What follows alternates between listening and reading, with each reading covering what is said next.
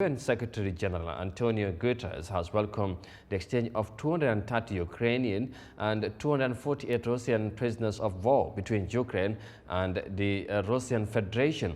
Now, this is the largest such exchange since the Russian Federation full-scale invasion of Ukraine. Guterres, in a statement by his associate spokesperson, Ms. Francier Nino, on Thursday commended the effort of both parties and the third-party facilitation by the United Arab Emirates that contributed to this positive development. Khadija Jallo tells us more of that in this report. Over 470 prisoners of war were able to return home on both sides during the Russia-Ukraine war on January 3, 2024, which was the largest of Russia-Ukraine war.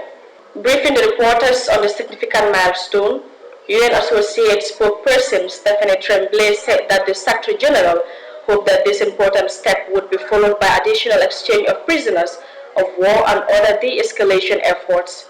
However, on the humanitarian front in Ukraine, the spokesperson said attacks and hostilities have persisted across the country in the past 24 hours.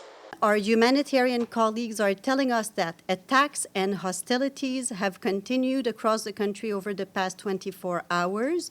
This morning, according to our humanitarian partners on the ground, most of the city of Kropivnitsky in the center of the country was left temporarily without water and electricity after strikes.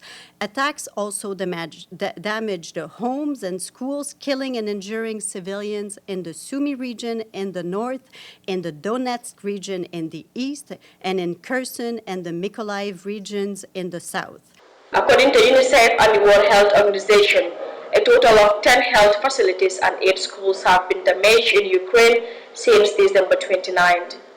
The spokesperson also highlighted that they and other humanitarian partners are providing assistance to the people affected by these attacks. In Kharkiv, humanitarian organizations are working with volunteer groups, and they covered more than 30% of 1,500 windows that were damaged in the city over the past days, which is something important as they are in the middle of winter and it's very cold. In the Sumy region, humanitarian workers rapidly responded following an attack in the evening of January 1st, which damaged a 2-story apartment building.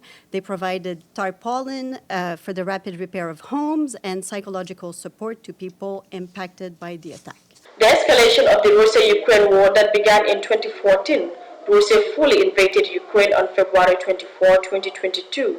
This invasion marked the largest attack on a European country since the World War II. The devastating consequences of this conflict include an estimated tens of thousands of Ukraine civilian casualties and hundreds of thousands of military casualties. Khadija Jallo, reporting for Eyeafrica News.